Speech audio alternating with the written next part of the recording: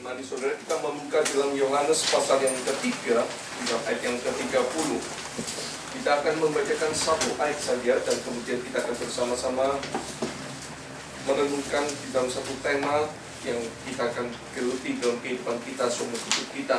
Yohanes pasal yang ketiga, ayat yang ke-30. Saya meminta semuanya membacakan satu ayat ini dan mari kita bersama-sama saudara kita membacakan Yohanes pasal yang ketiga, ayat yang ke-30. Mari saudara kita bersama-sama membacakan. Ia harus makin besar, tetapi aku harus makin kecil. Mari kita semuanya tundukkan kepala dan kita masuk dalam doa. Bapa yang surga, kami bersyukur dan terima kasih ya Tuhan untuk setiap kali kami dapat menikmati penyertaan, penghiburan, serta kekuatan yang Tuhan sudah nyatakan dalam setiap kehidupan kami. Ajarkan kepada kami ya Tuhan di dalam sisa-sisa kehidupan kami ini untuk selalu merenungkan apa yang sudah Tuhan nyatakan di dalam berbagai saat, berbagai waktu di mana kami dapat menikmati berkat-berkat yang berkelimpahan. Itu semua bukan karena pribadi kami, itu semua adalah anugerah yang sudah Tuhan berikan. Bapa, berikan telinga untuk kami mendengarkan kebenaran firman Tuhan dan hati yang mempunyai kesiapan pada waktu kami ditegur, dididik dan diajar di dalam setiap kebenaran firman Tuhan. Karena kami yakin dan percaya Tuhan bahwa kami manusia bukan hidup dari roti saja, tetapi dari kebenaran firman. Beracaralah di tengah-tengah kami, tiliklah setiap motivasi dan tujuan kami pada waktu kami beribadah di hadapan dan sucikan dan kuduskan, sehingga setiap kebenaran firman Tuhan yang akan kami dengarkan tidak berlalu begitu saja, dan kami pertaruhkan sepenuhnya hanya dalam nama Tuhan kami Yesus Kristus, Juru Selamat dan Penebus kami yang hidup, kami berdoa dan mengucapkan syukur. Amin. Saudara, pada hari ini saya akan mengajak di dalam kita tidak melanjutkan dalam khotbah eksposisi dalam pengakuan iman rasuli, tetapi saudara saya akan mengajak saudara untuk memikirkan satu bagian, yaitu di mana di dalam lubang-lubang kehidupan kita sebagai orang-orang Kristen maupun kehidupan orang non-Kristen akan melanda di dalam pribadi kita, yang dikatakan manusia tidak pernah akan luput dari perasaan ini.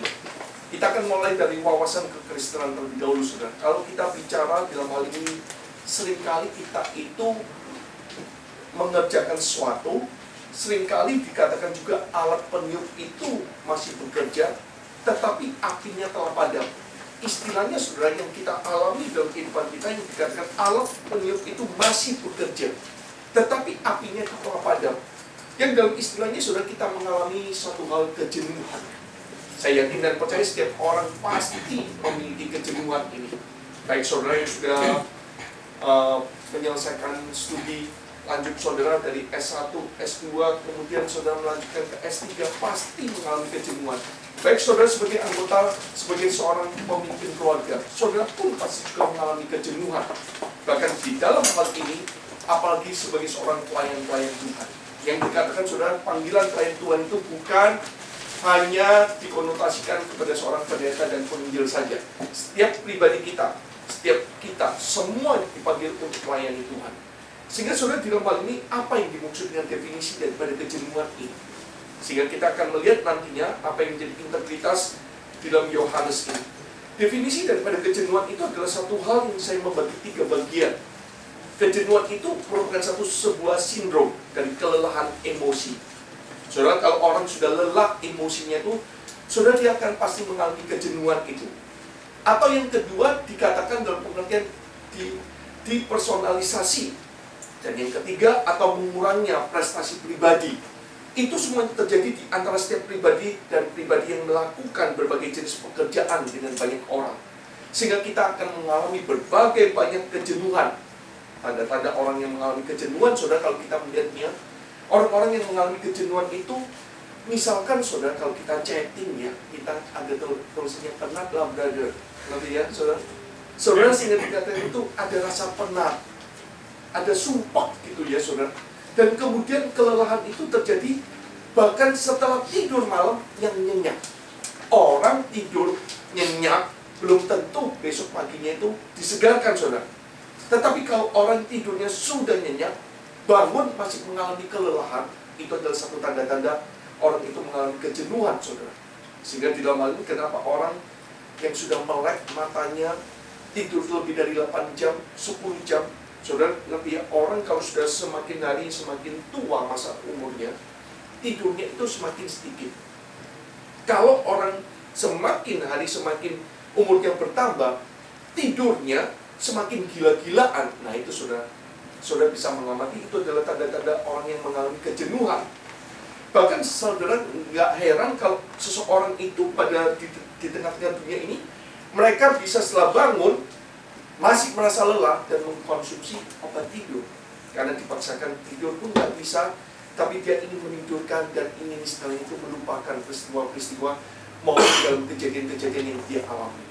Saudara, sehingga dalam hal ini selain daripada rasa kelelahan yang terjadi setelah tidur malam yang nyenyak, juga kehilangan minat dalam pekerjaan dan timbul satu hal, sifat pesimis yang berkelebihan. Bahkan memiliki jiwa yang suka mengkritik, diikuti dengan pengasingan diri, depresi, dan merasakan kehampaan. Coba saudara pikirkan hari ini, seluruh daripada kehidupan kita pernah mengalami kejenuhan. Kalau saudara mengatakan, saya tidak pernah jenuh, hebat. Saudara, saya ingin bertanya kepada diri kamu ini malaikat atau manusia? Saya sendiri pun mengakui, apalagi dalam dunia pelayanan saudara, itu semua orang terpanggil, baik saudara menjadi seorang penginjil, pendeta, penatua, maupun majelis, maupun sampai pengurus gereja, maupun setiap daripada anak-anak Tuhan yang berstatus sebagai orang Kristen, saudara itu terpanggil untuk menjadi seorang pelayan. Karena Tuhan mengatakan, kamu dipanggil untuk memuliakan Kristus di dalam setiap profesi dan karunia yang sudah Tuhan berikan. Maka seorang yang bernama, yaitu yang bernama D. Hart, dia pernah memberikan, dia seorang dekan dan ahli dari sekolah, ahli psikologi dari Fuller Theological Seminary di Pasadena. Dia memberikan 3 hal mengenai wawasan bagaimana orang Kristen, orang beriman itu pada waktu menghadapi kejenuhan. Saudara, sekali lagi bahwa orang Kristen itu tidak mungkin lepas daripada kesengsaraan, penderitaan, dan tantangan. Setiap pribadi kita pasti diberhadapkan dengan pergumulan. Dan pergumulan ini, saudara, yang dikatakan kita tidak pernah akan lepas daripada kejenuhan. Cepat atau lambat, saudara, pasti akan jenuh. Jenuh di dalam hal makanan, dalam istri itu bosan. Jenuh dalam istri itu dalam kehidupan keluarga, jenuh dalam kehidupan sekolah, jenuh di dalam hal ini tuntutan yang berkelebihan dalam dunia pelayanan. Saudara, tetapi dia mengatakan, Hart memberikan 3 hal. Dia mengatakan seharusnya orang Kristen itu kembali mempunyai wawasan yang berbeda, melihat satu hal realita dan fakta yang akan terjadi dalam kehidupan kita. Kita terlebih dahulu mempunyai kebenaran firman Tuhan yang menjadi fondasi, yang menjadi obat kita menghadapi kejenuhan itu. Dia mengatakan demikian, saudara. Kejenuhan itu mungkin saja dapat bermanfaat. Jangan menganggap kejenuhan itu sebagai satu momok yang menakutkan dan mengunci atau mengikat pribadimu. Tetapi lihatlah, kejenuhan itu mungkin saja dapat bermanfaat sebagai satu peringatan. Peringatan akan apa, saudara? Bahwa sesuatu itu salah, sudah salah, dan tengah berlangsung. Maka dalam hal ini itu merupakan sebagai satu tanda. Kalau saudara semakin melakukan itu, semakin tidak ada jiwa optimisnya, semakin tidak ada semangatnya, semakin tidak ada kegairahan. Saudara, itu merupakan satu hal kejenuhan yang kamu hadapi. Di dalam pergumulan kita sebagai orang beriman, itu merupakan satu tanda. Itu sebagai satu peringatan bahwa mungkin suatu salah telah berlangsung. Kalau di dalam hal ini Tuhan tidak memberikan arti kejenuhan itu dalam pribadi manusia, wah, manusia semakin liar, saudara, semakin tidak mempunyai kepekaan lagi. Justru Tuhan nyatakan di dalam hal ini. Dan yang kedua, saudara, bagaimana kita melihat kejenuhan? Kejenuhan itu mungkin dapat menghalangi dan dapat juga mengeluarkan kita dari lingkungan yang membahayakan. Ketika kita sedang berada dalam jalan kehancuran yang penuh tekanan.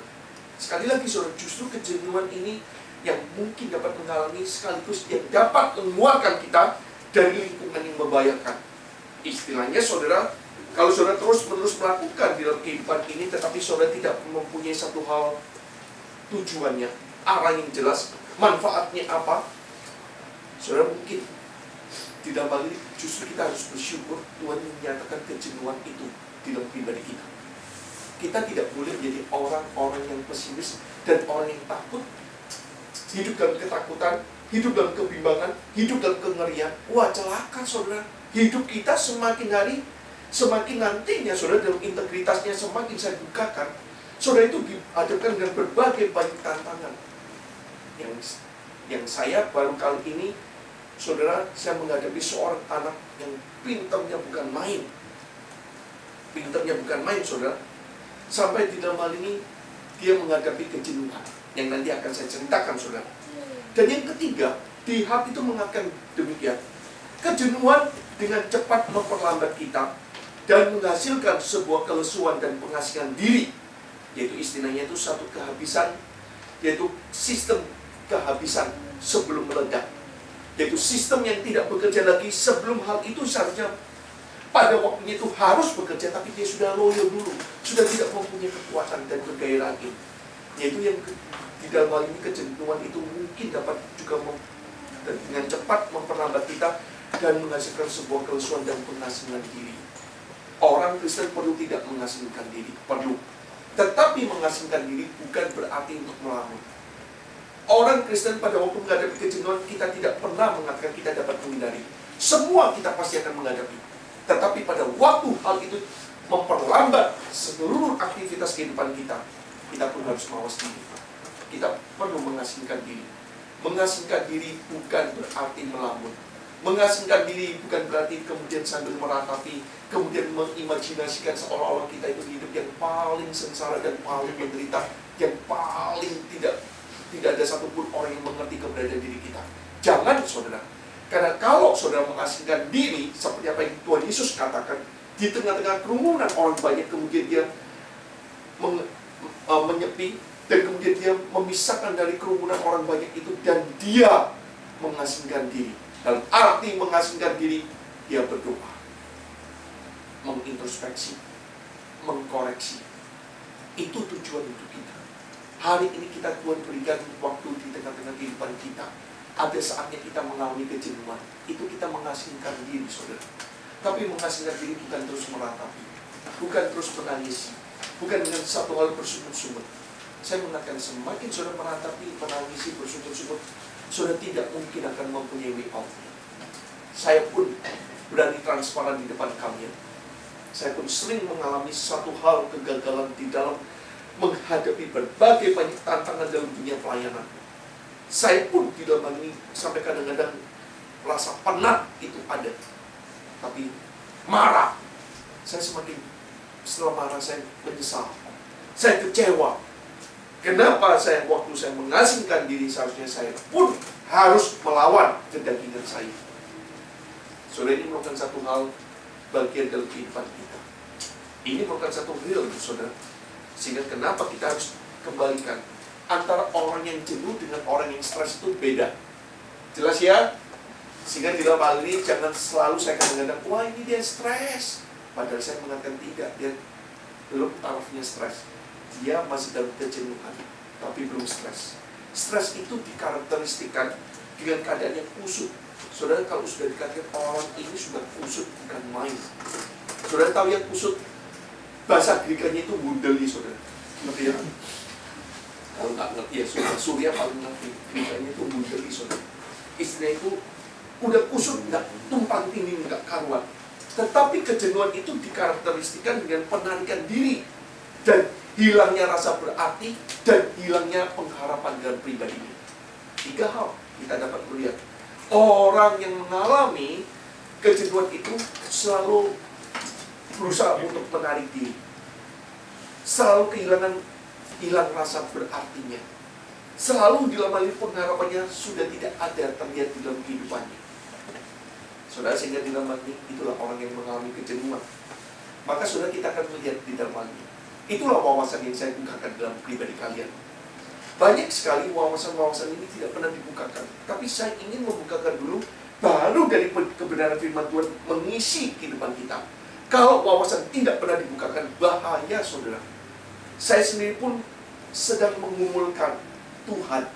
Saya sebagai seorang hamba-Mu, bagaimana saya harus mempersiapkan setiap daripada jemaat saya. Sekalipun di tengah-tengah kekurangan dan keterbatasan daripada hamba-Mu ini, Tuhan urapi dan pakailah. Sehingga seluruh dari apa yang Dia katakan, sekiranya Kebenaran dan kuasa firman itu bagikan pedang yang sampai menembus tulang sum-sum kehidupan kita. Saudara, sehingga dalam hal ini sebab-sebab kejenuhan itu terjadi bagaimana? Saudara, dikatakan kejenuhan itu dapat terjadi di seluruh profesi di tengah-tengah dunia ini. Tetapi yang paling berat, saudara, dunia profesi yang paling berat, yang paling sering menghadapi kejenuhan adalah profesi yang kita sering diperhadapkan dengan manusia. Kalau misalkan dalam dunia sekuler adalah orang-orang yang di dalam dunia HRD, ya, atau kalau di dalam dunia pelayanan itu adalah para hamba Tuhan. Yang terutama ini adalah orang-orang yang mudah terserang, saudara, terserang kejenuhan. Salah satu alasannya mungkin disebabkan karena pertentangan, karena tugas-tugas yang dia hadapi. Misalkan saya membukakan di dalam hal ini, saya sebagai seorang pelayan Tuhan, kita ini sebagai seorang pelayan Tuhan itu, kita itu sering diharapkan untuk menjadi pengkhotbah yang baik. Kita diharapkan untuk menjadi seorang konselor yang terbaik. Dan mungkin bagi orang yang bergerak di dalam dunia bisnis, kita diminta untuk menjadi seorang organisator yang baik, yang bisa mengelola seluruh daripada human resource-nya dan bagaimana untuk memaksimalkan daripada kebutuhan daripada SDM-nya. Saudara, di dalam hal ini kita mengetahui sesuatu yang sedang menjadi perhatian masyarakat atau sedang menjadi perhatian daripada orang-orang di sekitar kita. Dan kita dituntut juga untuk memiliki kemampuan yang baik untuk bagaimana mengasihi orang-orang dan menunjukkan kemampuan tersebut dalam hubungan-hubungan yang sedang kita lakukan. Saya sebagai seorang pelayan, saya dituntut harus mempunyai kasih. Sedang walaupun dalam keadaan mau marah, tidak boleh marah, harus mesem, cengengesan. Ngerti ya, saudara? Sehingga tidak hal ini, saudara, itu yang paling berat. Makanya saya sering mengatakan, lebih baik saya itu melatih di Jaya Ancol dengan mengatakan, dengan membahas artian loncat, ya, flipper atau lumba-lumba itu loncat. Coba kalau manusia loncat, ya, cuma lihat loncat, lu yang loncat duluan, baru gua loncat. Ngerti ya, saudara? Maka di dalam hal ini kita sedang menghadapi berbagai banyak kelesuan sendiri.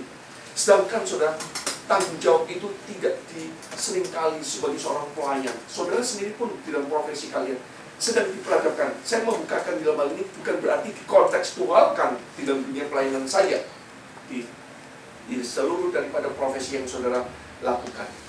Saudara seringkali dituntut tanggung jawab, tetapi tanggung jawab yang kita sudah lakukan seringkali tidak diikuti dengan penghargaan. Maka tarikan dorongan dari harapan-harapan itu dapat juga menjadi penyebab terjadinya perasaan kehampaan dan keputusasaan. Saudara, seringkali kita tidak boleh naif. Kita melakukan segala pekerjaan di tengah dunia ini, kita butuh penghargaan dan kita butuh pujian. Gak ada, saudara, orang yang melakukan prestasi di dalam hal ini tidak perlu penghargaan dan pujian. Dari sejak kecil kita memberikan nilai yang terbaik, kita senangnya bukan main. Gak perlu disuruh. Kalau dapat nilai baik, kasih tahu mama ya. Kalau dapat nilai jelek, gak usah kasih tahu mama.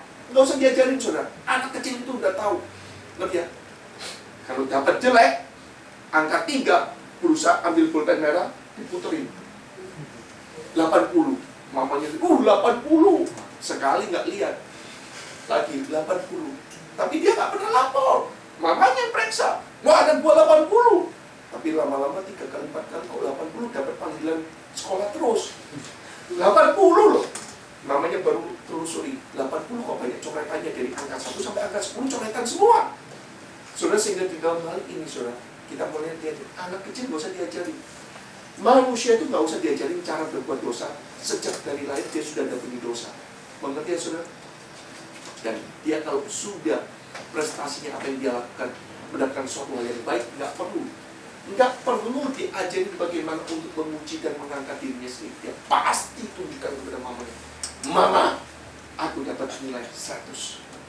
Namanya, saudara, anak saya itu, saya setelah punya anak, saya menjadi itu cermin. Di dalam antropologi saya punya, tahu-tahu cerita pulang, papa, yang ini kan. Saya bilang, apa? Saya itu kan paling gak suka gitu-gitu. Apa? Kalau ngomong cepat. Dia bilang, gini, Benjamin Cinya, E-Python. Saya bilang, E-Python. Saya bilang, apanya yang mau lu bilang cuti? 100 ya, 100. Dia bilang, semua orang puji kau, ini 100 loh dia. Nanti saudara, maka dalam hal ini saya baru menyadari saudara, seorang yang melakukan tanggung jawabnya itu seringkali dia mengalami kejenuhan karena seringkali saudara, waktu tanggung jawabnya dia sudah lakukan, itu tidak pernah diikuti dengan penghargaan. Maka waktu penghargaan itu tidak pernah terjadi tarikan dan dorongan dari harapan-harapan itu justru menjadi bumerang, menjadi penyebab terjadinya perasaan hampa dan keputusasaan. Saudara yang terkasih dalam Tuhan, karena itu saudara, seringkali orang-orang itu menganggap seorang pelayan Tuhan, seorang hamba Tuhan, Gembala Sidang itu sebagai seorang yang menjadi panutan dan luar biasa sebagai malaikat. Maka orang-orang yang datang kepada Gembala Sidang selalu menuntut untuk menerima sesuatu yang lebih daripada apa yang mereka berikan. Maka saudara, sebagai seorang pelayan Tuhan, saya memotivasikan sebagai seorang pelayan Tuhan, termasuk di dalam dunia profesi yang saudara sedang geluti, baik sebagai seorang dokter, sebagai seorang konselor, baik sebagai seorang yang selalu berkecimpung dengan orang banyak. Saudara, seringkali kita itu tuntutannya lebih banyak daripada pemberian.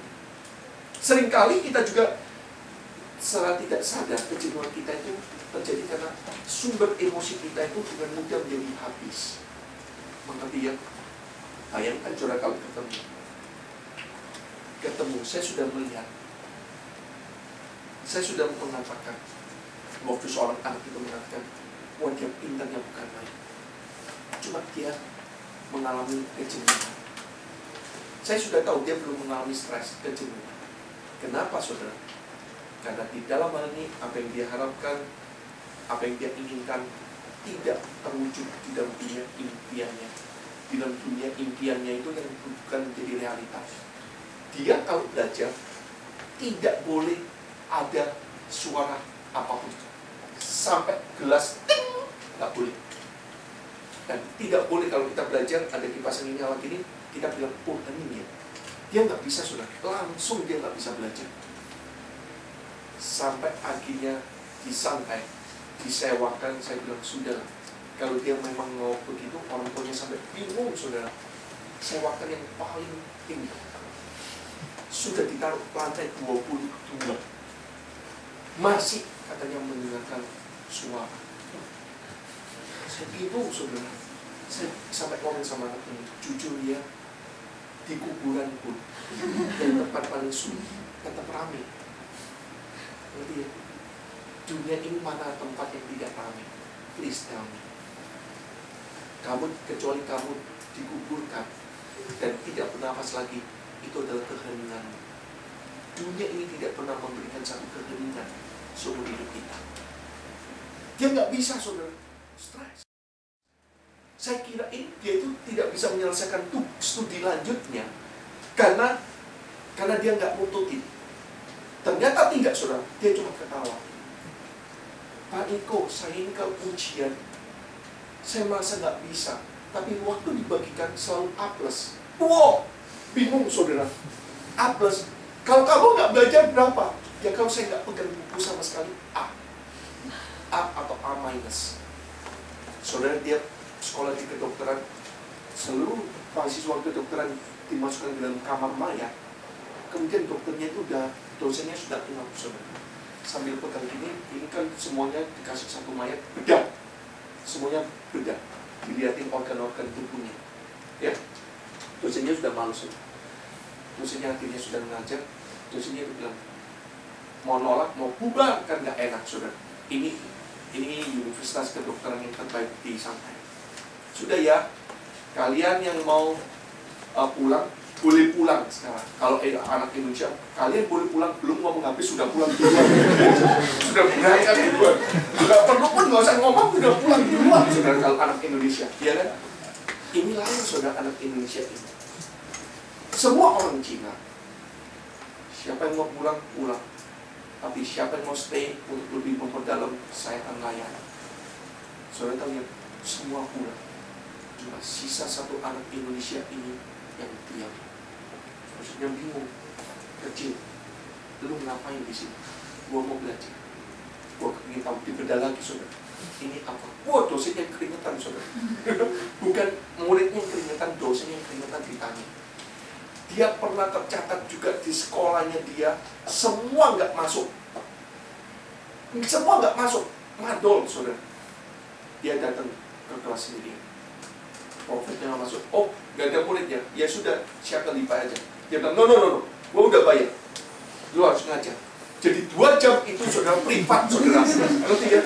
Dia bilang, lu mau, pokoknya lu mesti habisin hari ini 4 jam. Gue udah bayar 4 jam, gue akan cuansi. Very interesting dan konsentrasi sekali. Punya murid gini bisa muntah darah. Bukan lu yang jenuh, gue yang jenuh saudara. Sehingga di dalam hal ini saudara, tapi akhirnya anak ini mengalami kejenuhan. Saudara, itu yang dikatakan kejenuhan itu karena segala sesuatu apa yang dia harapkan itu tidak pernah kesampaian. Dan itulah saudara yang menjadikan satu hal bagaimana kita mau lihatnya. Kedua saudara, kadang-kala kita itu mengalami di dalam dunia loneliness. Mengapa kita mengalami kejenuhan? Yang pertama, saudara, tadi saya sudah mengatakan bahwa kita mungkin disebabkan karena pertentangan, karena tugas-tugas kita yang karena tuntutan lebih banyak daripada penerimaan. Daripada penerimaan, ngerti ya saudara? Dalam istilah itu karena saudara lebih banyak memperhatikan, tapi saudara tidak pernah diperhatikan. Yang kedua ini yang justru timbal baliknya, yang dikatakan penyebabnya. Yang kedua adalah kita seringkali dalam pergumulan, dalam dunia lonely kita, dalam dunia kesendirian kita, dalam pergumulan kita. Sekalipun dalam dunia pelayanan, kalau saya melihatnya, sekalipun banyak anggota jemaat gereja yang dapat berbicara secara bebas, ya, kalau kita melihat banyak sekali jemaat yang bisa bebas mencari hamba Tuhannya, mencari gembala sidangnya. Tapi saudara, yang menjadi pertanyaan, gembala sidang itu mau, kalau ada curhat, mau curhat kepada siapa? Saya pernah dilatih oleh seorang guru saya, dia mengatakan, Niko, kamu harus siap ya. Kalau kamu mengalami problema, jemaat kamu mencari kamu. Tetapi kalau kamu ada problema, kamu mencari saya. Kalau saya ada problema, saya harus mencari kepada siapa? Oh, saya kembali sadar. Dia mengatakan, itulah kesepian harus kamu seringkali kumpulkan di dalam dunia kesendirianmu. Kamu tidak mungkin bicara kepada jemaat kamu. Kamu tidak mungkin bicara kepada orang lain. Dia mengatakan harus dengan berdoa. Maka seorang hamba Tuhan mengatakan, saudara, dia memberikan seorang gembala sidang. Gembala sidang bertanya-tanya siapa yang akan mendukungnya jika ia menceritakan isi hatinya. Jika mereka jujur tentang ketegangan dalam pelayanan pengembalaannya, akibatnya saudara, dalam banyak kasus yang sangat sulit bagi gembala sidang untuk menemukan rekan pelayanan itu sangat-sangat sulit. Tetapi selain daripada orang-orang terdekatnya, itu misalkan istrinya. Tetapi celakalah saudara, jika seorang hamba Tuhan pernikahannya itu mengalami satu hal keretakan, anak-anaknya melakukan perbuatan yang memalukan, maka seorang hamba Tuhan ini akan merasa terperangkap dan tidak dapat melepaskan dirinya sendiri dari emosi yang terganggu yang dia sedang alami. Dengan segera ia bertanya-tanya bagaimana ia dapat membantu orang lain ketika dirinya sendiri memiliki perasaan yang gagal, yang luar biasa, yang sangat kuat, pukulan yang luar biasa dan dahsyat ini. Saudara, saya waktu membaca daripada setiap perkumpulan daripada seorang pelayan maupun seorang hamba Tuhan maupun seorang profesi dalam dunia profesional, saudara, saya melihatnya itu luar biasa. Kejenuhan ini menjadikan satu momok yang sangat menakutkan. Semua kita, saudara, dikatakan semua pribadi kita memiliki perasaan kurang, dan kita tidak akan tertolong ketika kita membandingkan diri kita dengan keberadaan orang lain. Seringkali saya selalu mengingatkan kepada junior saya, jangan kamu membandingkan diri kamu dengan para pembicara besar-besar yang mampu mengumpulkan orang banyak dan mampu mengumpulkan dana. Jangan, karena waktu kamu membandingkan suatu hal yang berkelebihan, mati kamu. Saya mengatakan, kalau kamu tidak stres, kamu akan mengalami kejenuhan. Seperti halnya saudara, kita marah-marah saat kita marah dalam rapat OSIS, rapat mahasiswa, rapat apapun juga dalam dunia bisnis, dalam dunia pelayanan. Waktu kita marah dalam pertemuan, saudara, setelah rapat biasanya orang Indonesia itu selalu memperbincangkan apa yang menjadi kemarahan kita. Dengan segera saudara, kita merasa bahwa kita itu tidak dihargai. Waktu kita diperbincangkan, kita merasa kita tidak dihargai. Kita lambat laun kita menjadi orang yang sensitif terhadap kritikan. Saudara, kalau orang yang terlalu oversensitif terhadap kritikan, maka orang ini akan jatuh dalam dosa. Jatuh dalam dosanya apa? Karena dia terlalu sensitif terhadap kritikan, maka orang ini tidak akan mempunyai satu hal kebenaran yang keluar daripada mulutnya. Yakinlah saudara, kalau orang itu terlalu sensitif terhadap kritikan, tidak mau diperbincangkan, orang ini pasti bukan menjadi pemimpin yang baik. Karena menjadi seorang pemimpin yang baik, dia pasti harus menghadapi berbagai banyak kritikan dan dibincangkan oleh orang lain. Misalkan Paulus.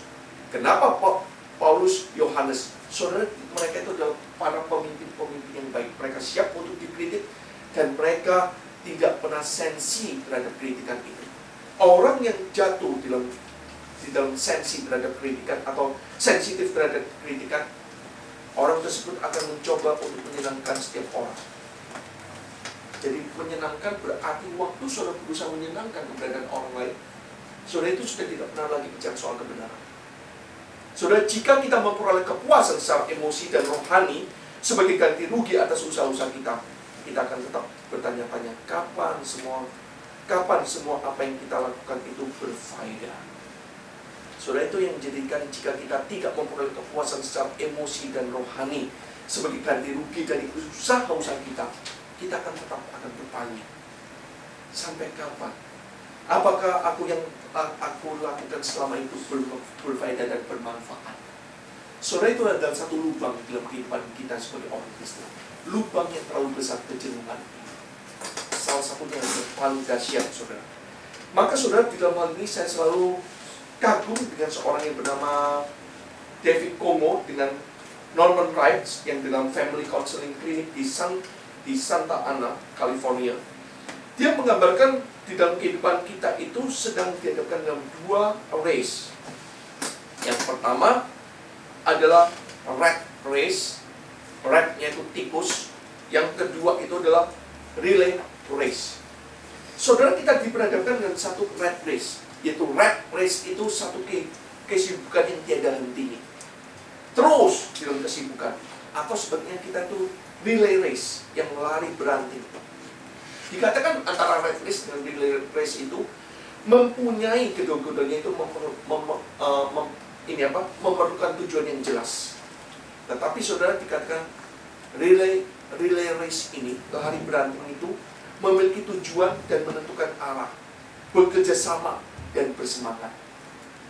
Relay, arti beranting, lari beranting itu menunjukkan satu hal, adanya kebersamaan, bersemangat, menentukan arah tujuannya.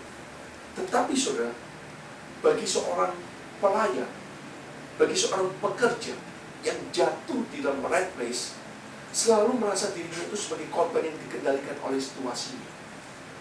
Karena rat race itu adalah kesibukan yang tiada hentinya. Terus sibuk, bangun, melek, langsung ambil kalkulator, begitu bangun langsung buka TV, bursa saham.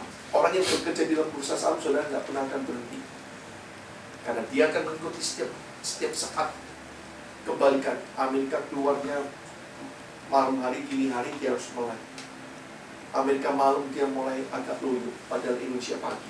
Saudara, lihatlah, dikatakan saudara, orang yang terjebak dalam rat race selalu merasa dirinya itu sebagai korban yang dikendalikan oleh situasinya. Jadi sangat sulit saudara untuk mengatakan apakah hal itu penyebab atau akibat dari kejenuhan, tetapi terdapat hubungan langsung yang di dalam kasus-kasus ini yang dapat kita temukan. Maka David Como mengatakan ada 4 tipe pribadi yang berhubungan dengan kejenuhan. Yang pertama, dia mengatakan mereka yang memiliki kebutuhan yang tinggi untuk mendapatkan pengakuan. Itu biasanya orang itu pasti mengalami kejenuhan. Mereka yang memiliki kebutuhan yang tinggi untuk mendapatkan pengakuan. Ya, jadi untuk memiliki kebutuhan yang tinggi, nggak pernah puas. Kebutuhannya itu terlalu bertambah, terus bertambah. Minta pengakuan baik pengakuan dari dirinya, pengakuan daripada orang lain. Wah, luar biasa kan? Atau mereka yang mengalami kejenuhan ini adalah mereka yang kecanduan kerja. Workaholic yang dikatakan di dalam hal ini selalu kerja. Dan yang ketiga saudara, mereka yang menjadi korban dari ketidaktegasan. Itu adalah orang yang mengalami kejenuhan. Mereka yang menjadi korban ketidaktegasan. Dan yang keempat, mereka yang mempunyai sifat berkorban. Orang yang juga berkorban, saya selalu mengatakan, you berkorban, harus ada satu hal pendirian kebenaran. Kalau tidak, apa yang kamu korbankan, itu adalah satu hal yang sia-sia. Kamu bukan superhero. Dan kamu dipanggil bukan untuk menjadi pahlawan. Tapi kembali, kalau memang itu adalah satu hal kekuatan yang Tuhan berikan untuk kamu berani belajar untuk berkorban, lakukan itu. Tapi sudah harus mengantisipasi. Kamu tidak boleh bersungut-sungut, kamu tidak boleh menghitung, kamu tidak boleh berkeluh kesah. Jelas ya? Maka di dalam hal ini, saudara, kita semua ini dicobai untuk memberikan yang melampaui keadaan rohani kita. Kesuksesan dianggap sebagai suatu sumber pemenuhan emosi. Tapi apakah benar, saudara? Waktu kita ada lubang dalam kehidupan kita, kita berusaha mencari segala sesuatunya dengan kemampuan diri kita, dengan segala sesuatu yang kita dari pekerjaan kita, kebutuhan kita, karir kita, status kita, kita berusaha menutupi lubang kita. Agustin mengatakan dengan satu hal, lubangmu itu hanya bisa menutup ada lubang yang kembali kepada kehidupan rohani. Kehidupan rohani yang benar kembali kepada penciptamu. Karena lubang itu yang bisa menutup adalah pencipta itu sendiri. Kalau tidak, bagaimanapun kau menutup lubang itu dengan gayamu, dengan caramu, dengan kemauanmu, itu tidak pernah akan tertutup. Itu hanya untuk menahan sementara saja. Lakukan, saudara, kalau tidak percaya, maka saudara akan mengerti apa yang saya katakan. Akibatnya, saudara, mungkin saja perasaan kita terpenuhi dan justru bertentangan sehingga mengakibatkan kemarahan dan kekecewaan. Sewaktu kita apa yang kita tambal, apa yang kita capai itu tidak sesuai dengan apa yang kita lakukan. Saudara, sehingga di dalam hal ini, saudara kita mulai mempertanyakan. Sehingga waktu orang yang mengalami kejenuhan, dia akan istilah itu diberagamkan orang-orang yang tidak profesi, yang berkecimpung dengan orang banyak. Dia adalah satu sosok orang yang sedang menyedot luka-luka, dan setiap luka-luka itu mengurangi penghargaan terhadap dirinya sendiri, sehingga ia kembali mempunyai satu sikap yang tinggi. Kalau orang selalu memberikan, tetapi antara apa yang dia berikan dan sesuatu hal yang dia terima tidak seimbang, tidak balance, akhirnya, saudara, timbul satu kalimat di tengah-tengah kejenuhan itu yang sering kali terjadi. Ngapain gua pedulikan mereka kalau mereka tidak mempedulikan saya? Mengerti ya, saudara? Kalimat itu keluar sebetulnya dia sudah menandakan dia jenuh. Ngapain gua capek-capek bantuin lu? Lu gak pernah bantuin gua. Saudara ngerti ya? Di dalam hal ini, saudara, banyak daripada para pelayan Tuhan, banyak sekali daripada orang-orang Kristen di tengah-tengah dunia profesinya mengalami satu kemarahan yang terpendam, tetapi mereka tidak mau mengakuinya. Kemarahan itu terpendam, tapi mereka tidak mau mengakuinya. Seringkali kemarahan semacam ini diseluruhi dengan kalimat seperti perasaan marah pada tempatnya atau menunjukkan kesungguhan dalam pelayanan, tetapi bagaimanapun juga dia tetap mempunyai kemarahan. Yang misalkan, gua marah pada tempatnya dong. Saudara lihat ya, tetap marah nggak nih? Marah. Sekalipun itu pada tempatnya, tetap itu marah. Orang marah itu pasti ada kejenuhannya, saudara. Kalau dia tidak ada tingkat kejenuhannya, bagaimana dia bisa marah? Jelas ya? Sehingga kita dapat melihat, saudara, yang terakhir kita akan membahasnya. Bagaimana kita, kalau kita menghadapi, kita sudah mengetahui penyebab kejenuhan itu. Bagaimana? Sekarang hari ini, saya memakai dalam konteks daripada Yohanes untuk memberikan bahwa Alkitab memberikan jawaban kepada kita pada waktu mengalami kejenuhan. Bagaimana kita menyembuhkan kejenuhan kita? Sebagai jawaban yang utama mengenai kejenuhan, kembali, yang pertama, kita harus dikontrol dari dalam, bukan dari luar. Jelas ya? Seluruh kejenuhan kamu itu harus kembali kepada kehidupan rohani. Bagaimanapun orang diberikan seluruh kedudukan, fasilitas, uang yang begitu banyak. Tetapi rohaninya kalau tidak pernah dipuaskan, orang ini tidak pernah hidup dalam kepuasan. Peristiwa daripada beberapa DPR Taiwan ditangkap, ternyata saudara, sampai luar biasa. 1.800.000 izin Pak Taiwan, 1,8 juta NT, sampai dimasukkan ke dalam kolam, ada yang dimasukkan dalam kampus, ada yang dibakar. Saudara, sehingga mereka ketakutan waktu mau diperiksa. Dikatakan saudara, kita itu harus merasa puas. Kenapa dikatakan kita harus kontrol dari dalam, bukan dari luar. Karena kita harus merasa puas dengan melakukan kehendak Allah daripada terlalu bergantung pada kemauan diri kita manusia. Dengan demikian saudara, maka ada baiknya bila untuk sementara kita mengasingkan diri. Tetapi dalam kesendirian itulah kita bertemu dengan Allah. Dari itulah kita menemukan jawaban. Ingatlah saudara, kejenuhan itu adalah akibat dari sesuatu yang kita lakukan terhadap diri kita sendiri. Dan pelayanan merupakan suatu hal yang sifatnya sekunder. Yang istilahnya saudara, kenapa kamu jenuh? Karena kamu ingin melakukan akibat dari sesuatu yang kita lakukan terhadap diri kita sendiri. Kamu jenuh bukan karena orang lain, itu karena kemauan kamu sendiri. Maka kalau kita melihat seorang yang bernama Yohanes Pembaptis dan Saul, itu memberikan satu hal panutan. Selain daripada rat race dengan relay race, tetapi kita dihadapkan saudara, Saul itu gambaran seorang yang merasa terdorong. Tetapi kalau Yohanes Pembaptis, itu adalah seorang yang merasa terpanggil. Saudara, sama-sama manusianya melakukan dalam dunia pelayanan, dalam dunia profesi yang berbeda. Satu mempunyai sifat panggilannya itu terdorong, satunya itu terpanggil. Beda tidak? Beda. Yang satu rat race, yang satu relay race. Sudah kita lihatnya, seorang yang merasa terdorong, ya seperti Saul, seorang yang merasa terdorong akan dipuaskan hanya dengan prestasi dan simbol-simbolnya. Dia puas, prestasi gua sampai di sini, puas. Terdorong apa? Terdorong karena apa? Kedudukan, karir. Tetapi saudara dikatakan, ia seringkali memiliki kemarahan, bahkan kemarahan itu bagikan gunung berapi yang dapat meletus kapan saja ketika ia merasa adanya perlawanan dan adanya ketidaksetiaan, adanya suatu hal yang dia tidak bisa capai. Ini adalah orang yang terdorong. Orang yang terdorong itu karena termotivasi dengan prestasi dan simbol-simbolnya. Kalau gua sampai di sini, wah, gua dapat sertifikat. Kalau sampai di sini, gua dapat sertifikat. Tetapi waktu dia menuju di sana, dia tidak tercapai. Marah, saudara. Bahkan kemarahan itu seperti gunung berapi, saudara. Ketika ia tidak mencapai tujuannya, baik dalam dunia pelayanan dan pekerjaan terhadap orang banyak, ia menjadi kecewa karena merasa kurang dan merasa sudah gagal. Saul, waktu di hadapan orang banyak, dia sebenarnya tahu apa yang harus menjadi ketetapan dalam kebenaran firman Tuhan. Tetapi karena dia ingin, dia sensi terhadap pendidikan, dia tidak mau dihina oleh rakyatnya. Dia mengobrolkan kebenaran itu di hadapan Tuhan, di hadapan rakyatnya. Kamu pilih. Sehingga waktu ditanya oleh Samuel, dia memberikan satu kalimat. Karena rakyatku yang meminta.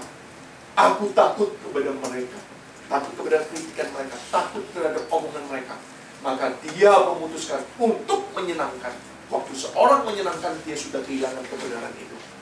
Dan dia sudah menjadi orang yang merasa terdorong, bukan terpanggil.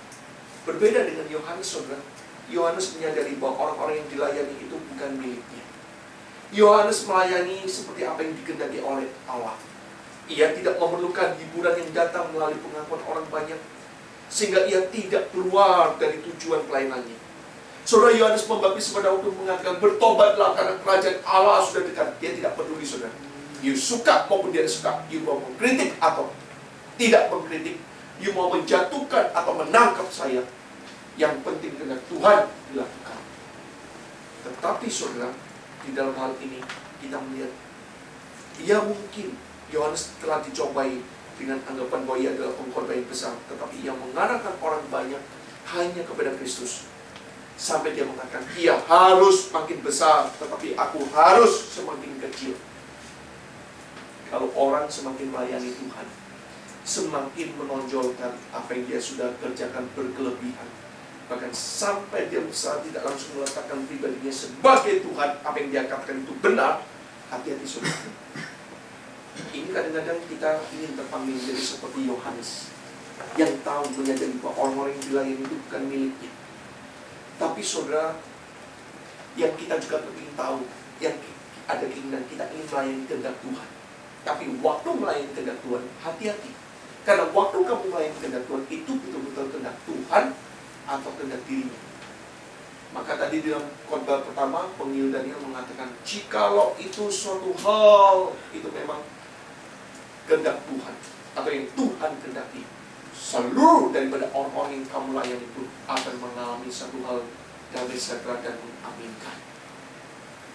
Saya pegang kalimat ini dan saya percaya, kalau sampai saudara sudah adanya satu perbedaan dan ada orang yang sudah mengingatkan, tetapi saudara tetap nekat, itu namanya saudara yopen pubase, udah goblok, nekat mati lagi. Saudara, itu satu hal yang berbahaya. Maka kepuasan Yohanes itu tidak dibangun di atas karirnya. Dia tidak terdorong dengan karirnya. Dengan demikian dia menemukan stabilitas dalam kehidupan pribadinya, dalam batinnya. Saudara, waktu dia menjalankan, dia tidak menaruh hiburan itu di dalam seluruh daripada mayoritas itu, tetapi dia melihat satu hal kebenaran. Maka dia mempunyai konsisten, mempunyai kestabilan, sehingga para pelayan atau para pekerja yang mengabaikan dunia kehidupan yang paling dalam, segera akan mendapati dirinya tidak mampu untuk memikul tuntutan eksternal yang diletakkan di atas bawah mereka. Camkan sudah, jika kamu tidak pernah memperhatikan dalam kehidupan rohanimu secara baik, tuntutan eksternal itu semakin mengencet kamu. Beban dalam kehidupan hidup kita di dunia ini tidak ada namanya semakin ringan, semakin berat. Tetapi justru semakin berat. Tuhan mengatakan, di dalam kehidupan rohanimu harus kembali mempunyai pegangan. Kalau tidak, saudara akan saya cuma melihat hidup manusia itu seperti sinetron. Kalau lihat, ada yang kau merasa hebat, please, lihat lagi 10 tahun lagi. Lihat lagi. Saudara, sehingga di dalam masa-masa tua, kalau kita menyadari banyak orang tua ketakutan, tapi banyak orang tua di tengah masa tuanya tetap memberikan seluruh apa yang dia sudah terima daripada Tuhan dengan satu hal ketenangan. Kedua arus ini membuktikan manusia membutuhkan pertolongan daripada Tuhan.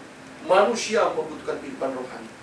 Saudara, dikatakan bukan karya itu tidak penting, tetapi bukan sebagai satu hal seluruh kehidupan itu dibangun di dalam atas karya itu sebagai satu-satunya. Nggak ada, saudara. Kalau Tuhan sudah mengatakan, panggil diri kamu, nggak ada satu orang pun yang dapat mengalami, termasuk orang tua kita, termasuk siapapun juga. Sehingga di dalam hal ini, saudara, kejenuhan itu mungkin menjadi suatu hal yang dikatakan, jangan menganggap kejenuhan itu sebagai momok, tapi mungkin suatu yang menolong untuk mengingatkan kita dalam membangun kembali dunia yang terdalam dalam diri hidup kita secara rohani. Dan kejenuhan itu justru mengingatkan kepada kita bagaimana kita menggunakan waktu dalam kesunyian di hadapan Tuhan, dengan meminta pimpinannya pada daerah di masa-masa kita merasa diabaikan dan kegagalan yang kita rasakan. Di mana itu sudah menggunakan waktu di dalam dunia kesunyian, di dalam dunia waktu kita terasing. Saudara, sehingga di dalam hal ini mari kita menyadari kita tidak dapat mempunyai satu tuntunan. Kita mau menyelamatkan dunia, nggak bisa. Kita tidak mungkin dapat menyelamatkan dunia ini. Tetapi paling tidak kita harus menyadari kita melayani dalam kesetiaan, walaupun kita terbatas melalui karunia dan bakat kita, maka kita boleh puas. Kita tidak mempunyai satu ambisi kita dapat menyelamatkan semua dunia ini. Tidak, saudara. Tetapi dikatakan kita dapat melayani dengan kesetiaan walaupun kita terbatas melalui karunia dan bakat kita, maka kita boleh puas. Saya akan menutup dengan satu sharing ini. Jangan berkelebihan, saudara. Kalau sampai kita berkelebihan, seringkali kita mendengarkan bahwa apa yang saya pilih itu pasti benar. Hati-hati, saudara. Tuhan waktu akan membalikkan, kamu mengatakan benar, aku membiarkan kesombongan kamu, kepekaan palsu kamu. Tetapi pada saatnya Tuhan balikan, kamu tidak benar. Seluruh daripada apa yang kita katakan oleh semua. Saya pernah mengingatkan kepada seorang hamba Tuhan yang buruk. Saya berani. Saya mengatakan, apa yang kamu katakan dari 4 peristiwa yang kamu katakan, 3 yang gagal, dan 1 ini sedang diambang daripada ketidakjelasan. Saya mengatakan, kamu harus bertobat. Jika tidak, apa yang kamu katakan yang dulu yang kamu mengatakan itu kepekaan, itu pimpinan, salah semuanya. Saudara, sehingga di dalam hal ini kita melihat di dalam penutupan sharing ini, kenapa Yohanes mempunyai kestabilan? Karena dia tidak peduli tentang karir dengan tuntutan daripada orang banyak, dan sehingga kalau ada tuntutan orang banyak, kita sensi, kita berusaha menjadi comot yang menyenangkan.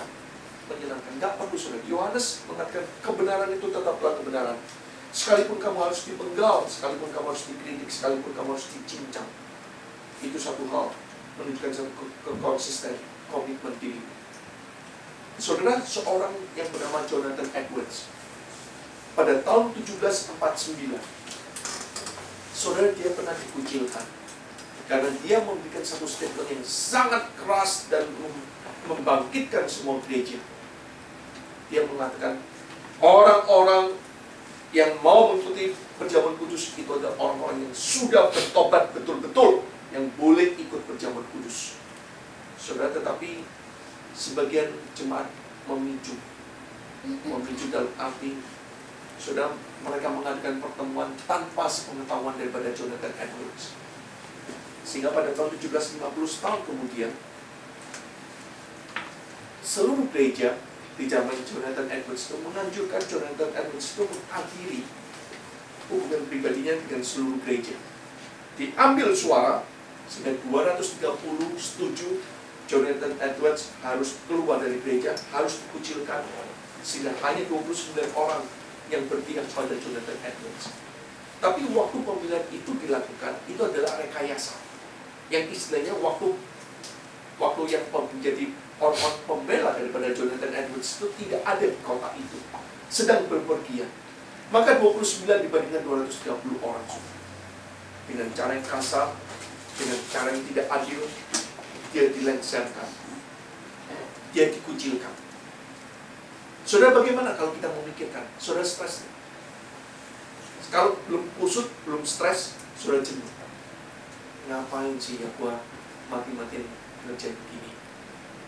Penghasilan juga nggak seberapa, olokannya 1 kecamatan. Iya kan? Seringkali kita mengalami hal yang demikian. Tetapi saudara, seorang teman daripada Jonathan Edwards melihat satu kesaksian yang luar biasa. Di dalam catatan harian daripada teman Jonathan Edwards, dia mengatakan, seorang saksi yang setia itu, dia mengatakan, dia memberikan satu kalimatnya kepada Jonathan Edwards. Saksi yang setia itu menerima goncangan, tetapi ia tidak tergoncangkan. Kalimat bagus tidak? Saudara, dia mengatakan saksi yang setia itu menerima goncangan. Jonathan Edwards itu menerima goncangan, tetapi dia tidak tergoncangkan. Saya tidak pernah melihat sedikit pun dari gejala perasaan tidak senang di dalam wajahnya sepanjang minggu. Tetapi ia menampakkan diri sebagai seorang hamba Allah yang kegembiraannya berada di luar jangkauan musuh-musuhnya dan hartanya. Bukan hanya di masa depan, tetapi pada masa kini, yaitu ketika dengan berani menentang hal-hal yang jahat, bahkan perbuatannya menakjubkan orang-orang yang telah memecat.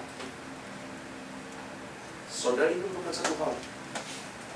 Dia memberikan satu, dia menerima goncangan, tetapi dia tidak pernah tergoncangkan. Saudara, itu merupakan satu panutan. Dikucilkan dengan cara kasar, direkayasa, dikeluarkan, dilengserkan, tapi dia tetap kuat. Saudara, itu membuktikan kebenaran tetaplah kebenaran. Saya selalu mengatakan pada seorang hamba Tuhan maupun yang telepon dari Jakarta, saya selalu memberikan satu kalimat. Kalau hal itu benar, kamu katakan. Sekalipun kamu dikucilkan, sekalipun kamu diolok-olok, dihinakan, dipermainkan, tidak apa-apa. Suatu kali kebenaran itu akan membuka mulut mereka. Saudara tahu ya, justru dari 230 orang yang mengucilkan Jonathan Edwards, salah satunya pun bertobat dan menyesali. dia mengatakan nasi sudah menjadi bubur. Karena waktu aku mengoposisikan Jonathan Edwards dengan setuju mengucilkan dia daripada gereja, sebenarnya itu karena harga diriku.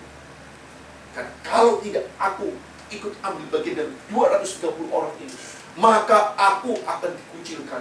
Aku tidak mendapatkan kedudukan dalam gereja itu. Saya mengatakan, lakukan itu kalau hal itu memang benar. Yang celakanya, saudara, ada orang-orang pada zaman sekarang itu adalah orang-orang yang cuma ikut-ikutan, tidak mempunyai konsep, tidak mempunyai ini, tidak mempunyai standar. Yang penting dia kemana pemimpin kita ikut. Saudara, saya bukan mengatakan kita tidak boleh kita menjadi orang yang mau mengkudeta atau tidak setia. Kita harus setia kepada pemimpin kita. Tetapi kalau pemimpin itu sudah salah, kita jangan ikut-ikutan salah. Ini dalam hal peranan ini. Tentu saja saudara dikatakan waktu Jonathan Edwards dikucilkan itu sangat menyakitkan.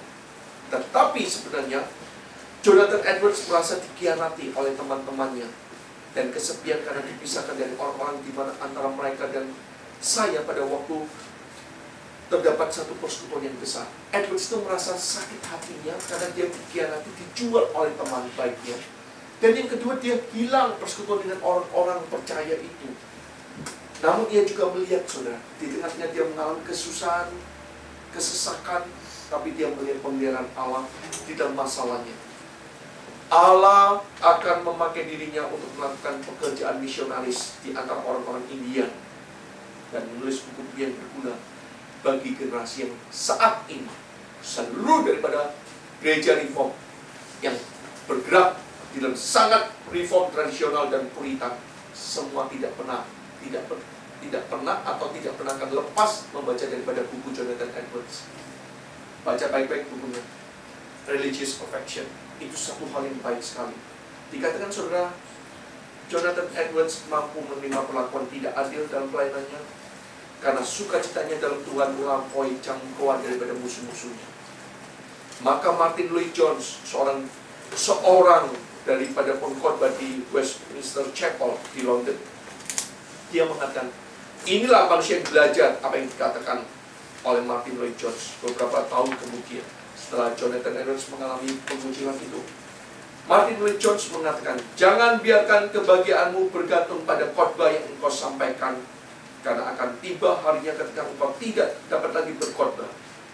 Temukanlah kebahagiaanmu di dalam Allah yang akan bersama dengan kita sampai akhir. Kalau hari ini, jangan biarkan kebahagiaanmu itu bergantung pada khotbah yang engkau sampaikan. Karena aku bisa berkhotbah, aku bisa memberikan kesaksian. Orang berkhotbah, orang memberikan kesaksian itu akan berhenti. Tetapi yang menjadi permasalahan Martin Lloyd Jones mengatakan, jika kamu sudah tidak dapat berkhotbah, apakah engkau masih dapat berkhotbah sampai bertemu dengan Tuhan? Atau sebaliknya dikatakan, saudara, jangan biarkan kebahagiaanmu bergantung pada khotbah yang engkau sampaikan, karena akan tiba harinya ketika engkau tidak dapat lagi berkhotbah. Temukanlah kebahagiaanmu di dalam Allah yang akan bersama dengan kita sampai akhir. Bukan karena kamu bisa kesaksian, bukan karena kamu memberikan fenomena bisa menangis, bukan karena kamu bisa berkhotbah. Saya mengatakan, bukan itu. Seringkali kita dituntut sebagai seorang pelayan. Saya kadang-kadang mengingatkan kepada junior saya, kamu itu dipanggil bukan menjadi si A, si B, bukan. Tempatkan pribadi kamu. Apa yang Tuhan percayakan, lakukan. Saudara tahu ya, dulu saya bukan sebagai seorang pembicara.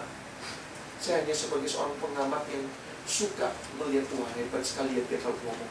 Tahu saudara, saya setiap pagi datang untuk bersihin bangku gereja di Taiwan. Saya lap satu-satu. Lalu mereka belum, saya 1 jam sebelum kebaktian saya belum menjadi tukang lap. Nggak ada yang melakukan, saya melakukan sendiri. Tengah malam saya menjadi penjaga gereja karena saya harus bekerja. Tengah malam, jam 12 malam saya berlutut di bawah salib berdoa. Saya nggak ada orang yang anggap, saudara. Tapi Tuhan justru pakai sebagai pendobrak perintis gereja reform, gerakan reform. Gerakan reform yang berada di Taiwan dengan China bukan karena pusat mempunyai rencana untuk buka di Taiwan dengan China. Hari ini saya berani bicara di depan kalian. Itu karena pergumulan saya dulu yang Tuhan sudah berikan. Bukan karena saya sombong. Memang realita, fakta harus dikatakan. Saya sampai berani mengatakan siapa yang mempunyai rencana. Oh, itu karena rencana. Enggak ada. Maka saya dalam CV saya berani menulis saya sebagai seorang perintis, pendiri dan pengembala daripada gerakan reform yang berada di Thailand. Saudara, sehingga hal kedua yang jadi satu hal dari kejenuhan kita, itu kita harus berani mengutarakan kepada rekan yang terdekat dengan kita. Kita butuh spiritual partner yang benar-benar setiap daripada para pelayan pusatnya, mungkin beberapa orang yang mungkin berada di luar jemaat yang dilayani, di mana orang-orang tersebut itu jujur waktu bicara mengenai pergumulan mereka masing-masing. Kita semua membutuhkan kerahasiaan dan penerimaan dari rekan-rekan yang mendengarkan dengan cermat dan tidak jemu-jemunya untuk berdoa untuk kita. Kita perlu saudara sparring partner. Kalau tidak, saudara, kita mati konyol, kita sudah stres adem. Saya kadang-kadang mempunyai sparring partner, ya pasti istri, pasti saudara. Tapi kadang-kadang kita melihat nggak selalu harus istri kan, nggak selalu suami kan. Tapi ada sparring partner yang bisa menemani dan bisa berdoa. Jangan menjadi teman seperti temannya Jonathan Edwards yang akhirnya menjual Jonathan Edwards. Saudara, saya selalu mengatakan jangan seperti speaker jebor. Saudara tahu ya speaker jebor? Sudah dikasih tahu, sini jangan ngomong sama-sama ya. Orang kalau udah ngomong jangan ngomong sama siapa-siapa, orang itu sudah ngomong satu kecamatan, saudara. Berarti ya saudara, tetapi keep silent, saudara. Secara internal kita terbuka, tetapi secara eksternal kita tidak mudah untuk mengatakan. 多知道少讲话, banyak tahu sedikit bicara. Tapi kalau udah bicara sampai agen CIA dan KGB pembuat biskuit semuanya akan jatuh tergeletak. Ngerti ya? Jelas ya?